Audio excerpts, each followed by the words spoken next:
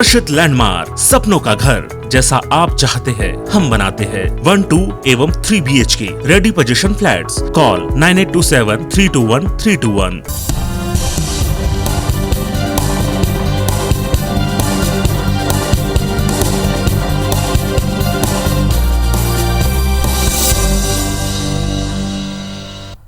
नमस्कार, IBC 24 देख रहे हैं आप। मध्य प्रदेश की बात में आप सभी का स्वागत है। मैं हूं आपके साथ विजय कुमार पंड्या। मध्य प्रदेश में 1 लोकसभा और 3 विधानसभा सीटों पर होने वाले उपचुनाव के लिए सभी दलों ने कमर कस ली है, लेकिन जहां तक उम्मीदवारों के ऐलान का सवाल है, कांग्रेस बढ़त लेती दिख रही है। दूसरी ओर बीजेपी में अभी भी मंथन जारी है। हालांकि बीजेपी नेता दावा कर रहे हैं कि सारी औपचारिकताएं पूरी हो गई हैं। इसी बीच चर्चा यह है कि कांग्रेस की लिस्ट देखकर बीजेपी नामों में फेरबदल कर सकती है। बहरहाल 8 अक्टूबर तक नामांकन दाखिल किए जाने हैं। ऐसे में बीजेपी दावेदारों की बेचैनी बढ़ती ही जा रही है। सवाल यह भी है कि टिकट बंटवारे में बीजेपी में क्यों देरी हो रही है, किस सीट पर नाम को लेकर पेंच फंसा हुआ है, चर्चा करेंगे। लेकिन उससे पहले एक रिपोर्ट आपको दिखाएंगे। खंडवा लोकसभा राजनारायण सिंह, जोबट विधानसभा महेश पटेल, रैगांव विधानसभा कल्पना वर्मा, पृथ्वीपुर विधानसभा नितेंद्र सिंह राठौर। मध्य प्रदेश में सत्ता का सेमीफाइनल कहे जा रहे उपचुनाव के लिए कांग्रेस ने अपने उम्मीदवारों के नाम तय कर लिए और बीजेपी पर मनोवैज्ञानिक बढ़त भी हासिल कर ली। वो भी तब जब बीते कुछ दिनों में प्रत्याशियों को लेकर कांग्रेस में सिर फुटौल की स्थिति दिखी थी। खंडवा लोकसभा से अरुण यादव के चुनाव न लड़ने के ऐलान के 36 घंटे बाद ही कांग्रेस ने सभी सीटों पर तस्वीर साफ कर दी।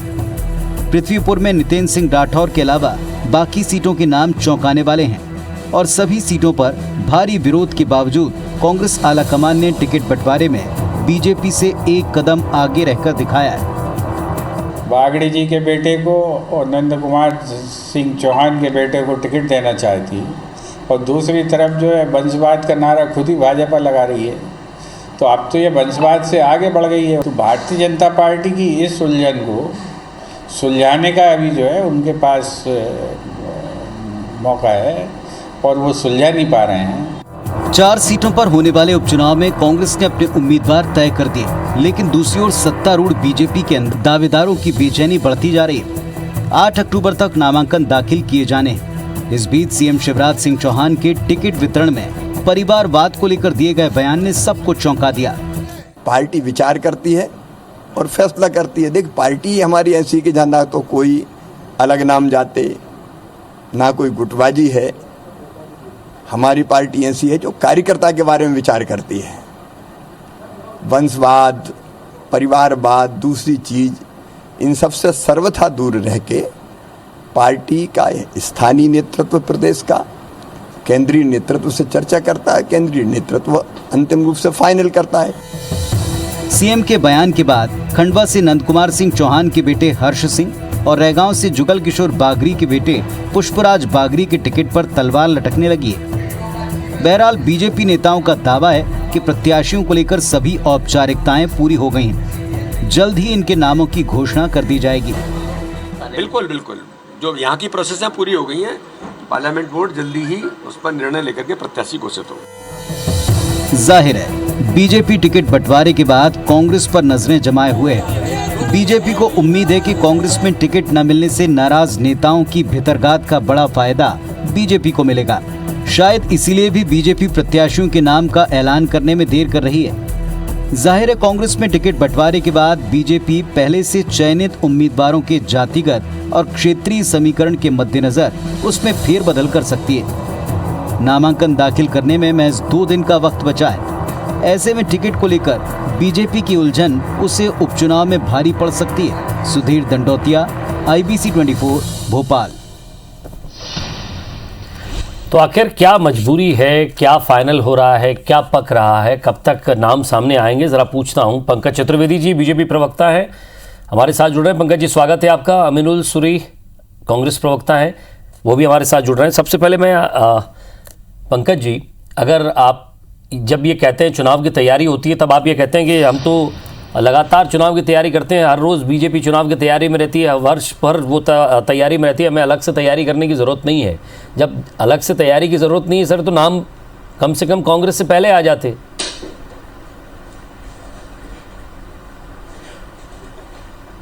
देखिए विजय जी, मुझे लगता है कि कांग्रेस की स्थिति उस क्रिकेट मैच के प्रतिपक्ष के जैसी है कि जहां मैच के पहले टॉस होता तो टॉस जीत लिया तो उन्होंने धूम मचा दी, तब टॉस जीत लिया, मैच जीत लिया, टॉस जीत लिया, मैच जीत लिया। ये ठीक उसी प्रकार है कि 4 प्रत्याशी पहले घोषित कर दिए और पूरी कांग्रेस पार्टी प्रसन्नता के मारे हमने बाजी मार ली, हमने मैदान जीत लिया, किला जीत लिया। अरे 8 तारीख को दोपहर 3 बजे तक नामांकन की समय सीमा है। माननीय मुख्यमंत्री शिवराज सिंह चौहान जी ने स्पष्ट किया है कि कल से नवरात्रि का श्री गणेश हो रहा है और नवरात्रि की मंगल बेला में भारतीय जनता पार्टी कार्यकर्ताओं के नामांकन पत्र भरे जाएंगे। तो समय सीमा है, हमारी अपनी रीति रणनीति है। कौन सा कार्यकर्ता भारतीय जनता पार्टी की तरफ से प्रत्याशी होगा, ये भारतीय जनता पार्टी का संसदीय बोर्ड घोषित करेगा। प्रत्याशी चयन की जो प्रक्रिया थी, जो मापदंड उन पर विमर्श होकर जहां से घोषित होना है वहां तक प्रक्रिया संपन्न हो चुकी है। अब राजनीति में यदि ऐसा होता लोकतंत्र में विजय जी के पहले नाम घोषित करने वाला चुनाव जीतता, तो मुझे लगता है कि कांग्रेस पिछले 15-20 सालों से जिस प्रकार देश प्रदेश में दुर्दशा का शिकार है, शायद नहीं होती। सबसे पहले वो चुनाव के पहले सूची जारी कर देती कि चुनाव तय नहीं हो रहे हैं, चुनाव होने 2023 की सूची अभी से, 2028 की सूची अभी से, 2024 की लोकसभा की सूची अभी से। तो ये बहुत बचकाना सा और हास्यास्पद सत्तर कांग्रेस पार्टी दे रही है। भारतीय जनता पार्टी की अपनी प्रक्रिया है, कांग्रेस पार्टी की अपनी सोच है, कांग्रेस पार्टी की अपनी प्रक्रिया है। तो यदि इस आधार पर कि 4 प्रत्याशी पहले घोषित कर लिए, कांग्रेस को लगता है कि वो कथित तौर पर बढ़त में है, चुनाव में बाजी मार लिए, मैदान में बहुत आगे चल रहे हैं, तो मैं कांग्रेस की बौद्धिक दिवालीपन को नमन कर सकता हूं, प्रणाम कर सकता हूं, उनका विवेक है जी। लेकिन सर ये तो कॉन्फिडेंस है ना उनका, भाई उन्होंने अपने नाम सामने ला दिए, उन्होंने किसी भी पार्टी के व्यक्ति को तोड़ा नहीं, उनके अपने नाम है, अपने जमीनी कार्यकर्ता हैं।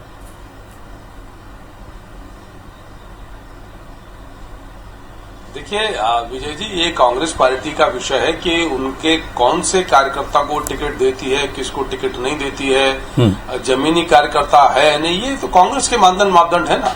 मैं तो सिर्फ ये सवाल उठा रहा हूं कि क्या ऐसा लोकतंत्र में चुनाव में होता है। मैंने तो आपको उदाहरण दिया कि यदि ऐसा हो तो कांग्रेस पार्टी तो 2023 के एक पार्टी जो अपने हर फैसले को बड़ा सोच समझ कर लेती है। अब 2 दिन बचे हैं नामांकन के, बहुत कम समय मिलता है सर, 30 तारीख को वोटिंग भी है। ऐसे में उस व्यक्ति को प्रचार का ठीक से मौका मिल जाए, लोगों के बीच चला जाए। विजय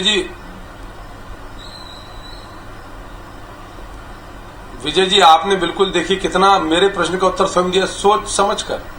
सोचकर समझकर सही समय पर निर्णय करना भारतीय जनता पार्टी की रीति नीति है। और मैं फिर दोहरा रहा हूं, जो आपने शायद आपके पैकेज का हिस्सा था, कि भारतीय जनता पार्टी सदा 24 घंटे 365 दिन चुनाव के लिए तैयार है, क्योंकि हम चुनाव के लिए कार्य नहीं करते विजय जी। भारतीय जनता पार्टी का नेता कार्यकर्ता जन विकास, जन कल्याण, जन सरोकार के लिए कार्य करता है, जनहित के लिए कार्य करता है, देश प्रदेश के विकास के लिए कार्य करता है। तो जिस विकास की प्रक्रिया के आप सतत संवाहक हो, सतत रूप से प्रक्रिया में जुड़े हो, तो चुनाव तो उसमें एक पड़ाव। कांग्रेस का तो यही कहना है ना सर, इस समय इसलिए ले रहे हैं कि आप थोड़ी और जोड़ तोड़ शुरू कर दें, तोड़फोड़ शुरू कर दें, इसलिए समय ले रहे हैं। देखिए विजय जी, कांग्रेस क्या कहती है, क्या नहीं कहती, कांग्रेस का विषय है। हम क्या कर रहे हैं वो आपको स्पष्ट कर रहे हैं। और मैं फिर आपसे बड़े विनयपूर्वक आपके मंच से आग्रह कर रहा हूं, कांग्रेस और ये बड़ा चैनल है IBC 24, तमाम MPCG के दर्शक देखते हैं। मैं आज इस मंच पर 3 तारीख को जब परिणाम होंगे तो आप फिर मुझे जरूर जोड़िएगा, और तब आप देखेंगे कि 3 विधानसभा की सीटें और 1 लोकसभा की सीटों पर भारतीय जनता पार्टी के कार्यकर्ता के रूप में जो कमल चुनाव चिन्ह का प्रतिनिधि होगा वही विजय हासिल करेगा। ये भारतीय जनता पार्टी। सूरी साहब से भी जरा जानकारी ले लेता हूँ। सूरी साहब, तो मुझे आपके प्रत्याशियों के सामने नाम घोषित, जी रोक रहा हूँ सर आपको। सूरी साहब, आपके प्रत्याशियों के सामने क्या बीजेपी को डर लग रहा है? क्या बीजेपी को समय क्यों ले रही है इतना? क्या वो वहाँ कोई तोड़फोड़ करना चाहती है, जिस तरह से आपके सीनियर लीडर कहते हैं? कि आखिर क्या कारण है कि अभी तक उसने अपने प्रत्याशियों का नाम या प्रत्याशियों के जो उम्मीदवार हैं उनका ऐलान नहीं किया? आपको क्या सोच लगती है इसके पीछे? देखिए विजय जी, जहां तक भारतीय जनता पार्टी की स्थिति है, भारतीय जनता पार्टी बड़ी ऊहापोह की स्थिति में है। भारतीय जनता पार्टी के अंदर अंतर्कलह मचा हुआ है। भारतीय जनता पार्टी में खुद इतना द्वंद्व मचा हुआ है कि कौन चुनाव लड़ेगा, कौन नहीं लड़ेगा, किससे शिवराज सिंह चौहान साहब की कुर्सी जा सकती है, क्या परिणाम होंगे। भारतीय जनता पार्टी अंदर ही इतने गुटों में बटी हुई है कि भारतीय जनता पार्टी की स्थिति अभी खुद से लड़ने में है। कांग्रेस पार्टी तो बहुत आगे है भारतीय जनता पार्टी से, और ना भारतीय जनता पार्टी की स्थिति इस समय कांग्रेस पार्टी से लड़ने की है, क्योंकि जिस तरह से जन विरोधी नीतियों पे चाहे केंद्र सरकार हो या राज्य सरकार हो काम करती हुई आ रही है, जनता अपना मन बना के बैठी हुई है और कांग्रेस पार्टी उन्हीं मुद्दों को लेकर चुनाव में उतरना चाहती है। मैं एक और बात याद दिलाना चाहता हूं, मुझे बहुत अच्छे से याद है पंकज जी ने दमोह उपचुनाव से पहले भी यही कहा था कि जिस दिन दमोह का परिणाम आएगा मैं टीवी पे मिलूंगा और सामने दिख जाएगा। तो दमोह के परिणाम ने भी स्पष्ट बता दिया था कि दमोह उपचुनाव में क्या हुआ था, और आज फिर वही संवाद सुन के मुझे अच्छा लगा। मुझे आशा है कि ये चारों की चारों सीटें कांग्रेस पार्टी मध्य प्रदेश में जीतना चाहेगी और जनता का जो विश्वास कांग्रेस पार्टी में वो मतदान के रूप में सामने निकले। लगातार आपके कार्यकर्ता टूट रहे हैं, जिन लोगों पर आप भरोसा नहीं जता रहे टिकट को लेकर, वो बीजेपी में शामिल हो जा रहे हैं।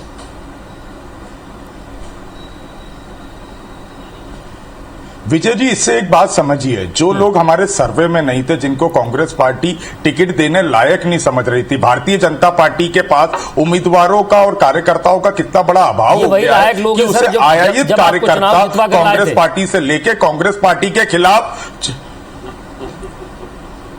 जी, ये वही लायक लोग हैं सर, आपने जिनको लायक नहीं समझा। विजय जी क्या बोले, मैं लाए थे। रावत परिवार का अपना एक जनाधार है।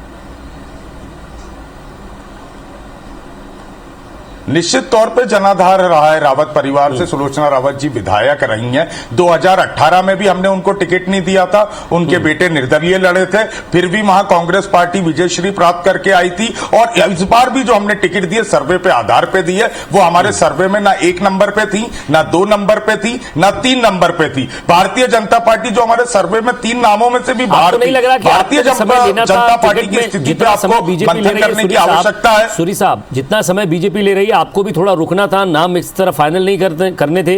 देखिए जोबट में क्या स्थिति हो रही है। भूरिया साहब खड़े हो गए वहां से, दीपक जी भतीजे हैं उनके कलावती के। देखिए जब और बीजेपी में नहीं गए वो, मेरी बात वो निर्दलीय खड़े हो रहे हैं। पूर्ण रूप से स्पष्ट थी।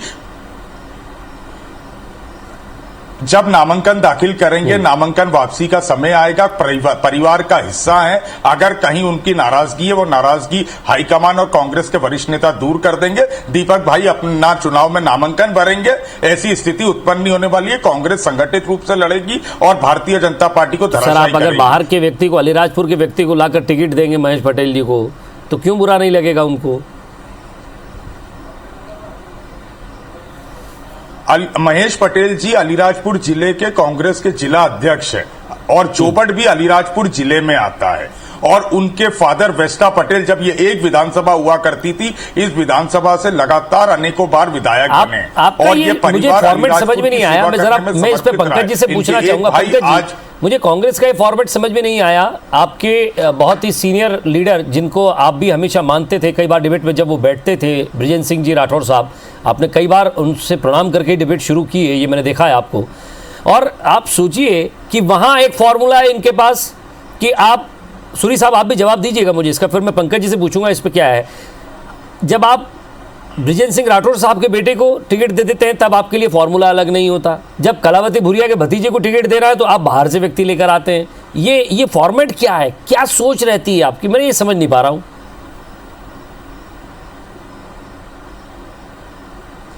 विजय जी, कांग्रेस पार्टी ने जो टिकट दिए हैं वो सर्वे के आधार पर टिकट दिए हैं। जनता के बीच में जो जनता इस समय जिस तो सर्वे तो सर जोबट विधानसभा में होता ना, अलीराजपुर में कहां से हो गया? वहां के व्यक्ति को आप टिकट दे रहे हैं। हमारे परिवार का हिस्सा जो जिला अध्यक्ष हैं वो पार्टी के, उन्होंने जोबट में भी उतना ही काम कर रहे हैं, अलीराजपुर में भी कर रहे हैं। दोनों विधानसभा अलीराजपुर जिले के अंतर्गत बता रहे हैं सर, और वहां पे कांग्रेस पार्टी के जिला अध्यक्ष है। साहब आप देखना ही नहीं चाहते, आप साफ ही देख रहे हैं रस्सी को, तो मैं उसमें कुछ नहीं कर सकता। पंकज जी से पूछूंगा, पंकज जी आपकी पार्टी भी ऐसा ही करती है, ऐसा नहीं आपकी पार्टी भी अछूती नहीं है। मतलब आप सोच लीजिए, लगातार कार्यकर्ता आपके यहाँ दरी झंडा डंडा सब उठा रहे हैं, आगे आगे दौड़ रहे हैं कार्यकर्ता, जो भी नेता आता है उसके साथ दौड़ रहे हैं। मुख्यमंत्री जी के जो यात्रा चली थी वो जन दर्शन यात्रा उसमें आगे आगे दौड़े हैं, और क्या करे कार्यकर्ता, उसके बावजूद भी आप कांग्रेस से उठाकर व्यक्ति को टिकट दे रहे हैं। इसका मतलब मैं ये समझ लूं कि अकाल और टोटा आपके यहाँ भी है कार्यकर्ताओं का। ऐसे कार्यकर्ता जो जिताऊ हो, आपको जिताऊ बाहर से क्यों लाना पड़ रहा है? देखिए विजय जी, आपने 2-3 सवाल पूछे, मुझे अवसर दीजिएगा उत्तर देने का। पहला विषय तो ये, आपने कांग्रेस के फॉर्मेट की बात करी, तो कांग्रेस का एक ही फॉर्मेट, उसका नाम है मटिया मेट। सब मटिया मेट बराबर कर दो। जिस प्रकार की स्थिति देशव्यापी स्तर पर कांग्रेस में, मध्य प्रदेश की तरफ अब चल क्या रहा है मध्य प्रदेश में, कांग्रेस पार्टी के पूर्व अध्यक्ष, पूर्व केंद्रीय मंत्री, पूर्व कांग्रेस एआईसीसी के सचिव, ओबीसी वर्ग के कद्दावर राजनेता को दिग्विजय सिंह जी और कमलनाथ जी ने अपनी राजनीतिक आकांक्षाओं के लिए अपने पुत्र मोह के चलते राजनीतिक रूप से बेरोजगार कर दिया। 4 दिन पहले तक जो अरुण यादव जी पूरे खंडवा क्षेत्र का दौरा जारी कर रहे हैं, चचा जान की शुभकामनाएं उनको मिल रही हैं, और उसके बाद वो कहते हैं पारिवारिक कारणों से मैं नाम वापस ले रहा हूं, मैं कांग्रेस के लिए कार्य करूंगा। ये स्थिति कांग्रेस पार्टी की। एक बार जरा कांग्रेस के कार्यकर्ताओं के मन और मस्तिष्क को टटोलिए विजय जी, हताशा और निराशा दिखेगी जिसको देखने का टाइम है नहीं। कमलनाथ जी है कहाँ? अभी विदेश में थे। कुछ कांग्रेस के नेता कहते थे वो अस्वस्थ है, कुछ कहते थे वो निजी व्यापार के सिलसिले में अमेरिका गए, लौटकर एक दिन के लिए प्रकट हुए, फिर कहीं चले गए। ऐसे चुनाव लड़ा जाता है क्या? आप देखिए मध्य प्रदेश में मुख्यमंत्री जी पिछले 1.5-2 महीने से बराबर सक्रिय, प्रदेश अध्यक्ष सक्रिय है, पन्ना प्रभारी, बूथ प्रभारी, मंडल का हमारा प्रभारी, एक एक कार्यकर्ता सक्रिय। हम चुनाव को कभी, इसलिए मैंने आपसे कहा कि चुनाव आता है तो एक पड़ाव होता है जिसमें हम जनसंपर्क की तीव्रता को और तीव्र कर देते हैं।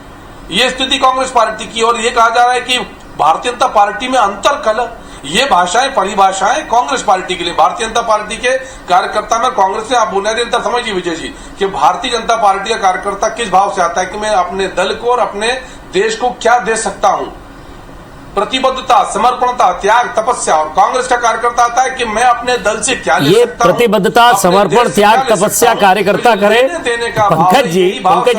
पंकज जी, प्रतिबद्धता, तपस्या, समर्पण कार्यकर्ता करे और टिकट कोई और ले ले। विजय जी, आप ही की बात पे आ रहा हूं सर, उसी बात पर आ रहा हूं सर, उसी बात पर आ रहा हूं। मैं निवेदन कर रहा था कि जब तक टिकट नहीं है, चुनाव चिन्ह और प्रत्याशी घोषित हुए, तब तक सबकी दावेदारी है, पर टिकट घोषित होने के बाद सबकी जिम्मेदारी है, दायित्व, उत्तरदायित्व है कि कमल के चुनाव चिन्ह का जो भी प्रतिनिधि उसको जिताना है। और यही बुनियादी फर्क है भारतीय जनता पार्टी और कांग्रेस पार्टी में। और इसीलिए आप देखेंगे कि भारतीय जनता पार्टी में चुनाव के टिकट वितरण के पहले जरूर लोग दावे प्रतिदावे कर सकते हैं, पर एक बार नाम की घोषणा होने के बाद हमारे यहाँ एक ही पर्व होता है, उसका नाम होता है अनुशासन का पर्व, संगठन का पर्व, समर्पण, प्रतिबद्धता का पर्व। और हम उसको उत्साह और उत्सव के साथ तैयारी करते हैं कि ये हमारे दल की प्रतिष्ठा का विषय है, हमारे चुनाव चिन्ह की प्रतिष्ठा का विषय। इसीलिए भारतीय जनता पार्टी में अंतर कलह, गुटबाजी, खेमेबाजी, खानेबाजी नहीं होती। कांग्रेस को ऐसा इसलिए दिखता है कि एक कहावत होती है कि जाकी रही भावना जैसी, प्रभु मूर्त देखी तिन तैसी। तो ये भाव, भावना, आचार विचार, मुझे ये तमाम सारी बातें तो सुन रहा हूँ पंकज जी, लेकिन आपकी पार्टी, मैं आरोप नहीं लगा रहा हूँ, लेकिन जिस तरह से आप बात कर रहे हैं, कभी कांग्रेस वाले जो है वो बीजेपी में शामिल हो जाते हैं, कभी पूरी पार्टी टूट के इधर आ जाती है। मुझे तो इस बात का भी डर है, मैं मतलब माफ़ कीजिएगा कि कहीं जो उम्मीदवार कांग्रेस ने खड़े किए हैं, कहीं ये अपने नाम वापस ना ले आए कि साहब हमारी बात हो गई है बीजेपी से, हम उनकी नीति और रीति से प्रभावित हैं, हम नाम वापस ले लेते हैं। सुनी साहब।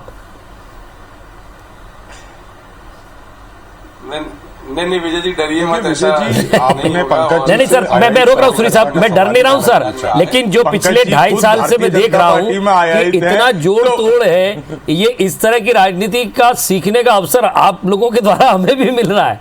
भाई ये तो हम अपने आप को भी भाग्यवान मानते हैं कि कम से कम ये सब देखने और सीखने को मिल रहा है। यदि विजय